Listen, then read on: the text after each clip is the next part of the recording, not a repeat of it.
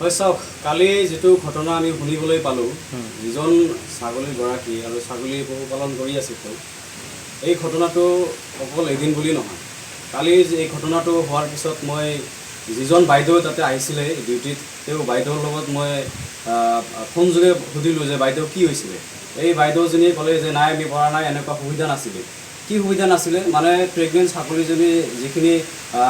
কাটিবলৈ বা যিখিনি অপাৰেশ্যন কৰিবলৈ যিখিনি সুবিধা লাগে এইখিনি সুবিধা বোলে তেওঁৰ লগত নাছিল তেতিয়া মই ক'লোঁ আপোনালোকে ইমাৰ্জেঞ্চি ডিউটি কি লৈ ঘূৰি ফুৰে অকল পেলুৰ ঔষধ লৈ যদি আপোনালোকে ইমাৰ্জেঞ্চি ডিউটি কৰিবলৈ যায় তেনেহ'লে আমাৰ যে গৰু ছাগলীবিলাক আছে এইবোৰ কেনেকৈ আপোনালোকে ট্ৰিটমেণ্ট কৰিব তেতিয়া বাইদেউজনী ক'লে নাই আপোনালোকে কমপ্লেইন কৰক আমি যিখিনি কৰিব লাগে সেইখিনি কৰিছোঁ মানে ধমকি দি কৈ দিলে আপোনালোকে কমপ্লেইন কৰক আৰু মই ছাগলীটো ৰেফাৰ কৰি দিছোঁ ক'ত ৰেফাৰ কৰিছে আৰু বাইদেউজনী কৈছে যে ৰেফাৰ কৰাৰ পিছত আৰু হস্পিটেললৈ পঠাইছে সেইটো হস্পিটেল বন্ধ মই ক'লোঁ যে যিটো হস্পিটেল বন্ধ আছে সেইটো হস্পিটেললৈ আপুনি ৰেফাৰ কেনেকৈ কৰিব ইয়াক এইটো কথা কোৱাৰ পিছত বাইদেউজনী ফোনটো ৰাখি দিলে এতিয়া কথা হ'ল ৰবিবাৰ শনিবাৰে যদি আমাৰ হস্পিটেল বন্ধ ৰাখিব লগা হয়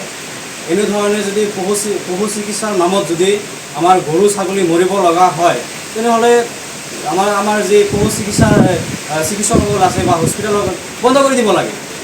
কিয়নো এটাৰ পিছত এটা যদি আমাৰ গৰু ছাগলী সাধাৰণ দুখীয়া লোকে যদি পুহি কিনে তাৰ পৰা টকা উপাৰ্জন কৰিব নোৱাৰে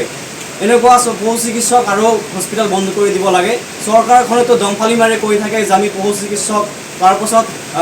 ফাৰ্মাৰসকলৰ কাৰণে বহু সা সুবিধা দি আছোঁ অকল পেলুৰ ঔষধ আৰু ভেকচিন দি গৰু ছাগলী বচাব যদি ভাবিছে এটা সম্পূৰ্ণৰূপে ব্যৰ্থ হৈছে গতিকে ইয়াৰ ফলতে মই ক'ব বিচাৰোঁ বিজনীৰ যে SDPO ছাৰ আছে এই ঘটনাটো সম্পূৰ্ণৰূপে তদন্ত কৰিব লাগে আৰু আগন্তুক দিনত যাতে এনেকুৱা দুখীয়া মানুহৰ পৰা গৰু ছাগলী মৰিব লগা নহয় যাতে তাৰ পৰা 2 টকা যাতে উপাৰ্জন কৰিব পাৰে তাৰ প্ৰতি যাতে আপোনালোকে লক্ষ্য ৰাখে কি হৈছিল ঘটনাটো মানে এই ছাগলী হেল্পলাইন গাড়ী মই ফোন কৰিছিলোঁ এই জ্যোতিস্মিতা বাইদেউ এই পশু চিকিৎসক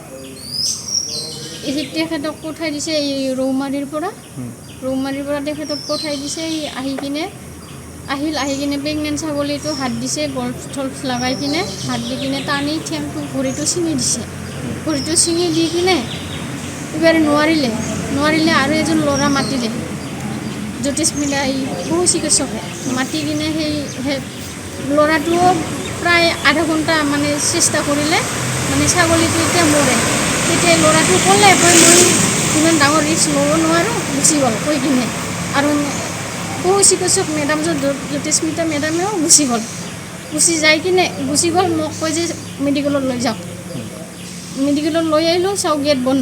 গেটটো বন্ধ এইবাৰ 40 মিনিট পিছত গেট খুলি দিলে ইয়াতে মানুহ নাই বৰ্ণালী মেডামক ফোন কৰিলোঁ বৰ্ণালী মেডামে ক'ল আজি ৰবিবাৰ বন্ধ আছে তেনেকৈ মোৰ পশুটো মৰি গ'ল তেনেকৈ যাতে এনেকুৱা যাতে আৰু দ্বিতীয়বাৰ নহয় মোৰ মৰি গৈছে আৰু আছে এইবিলাকো যাতে এই ডক্টৰৰ পশু চিকিৎসক ডক্টৰৰ কাৰণে যাতে এইবোৰ নহয় এনেকুৱা ঘটনা যাতে নহয় মোৰ ক'ব লগা এইখিনি যাতে সুৰক্ষিত হৈ থাকে যিকোনো খবৰৰ বাবে যোগাযোগ কৰক 7099017330 লগতে 7099017110 নম্বৰত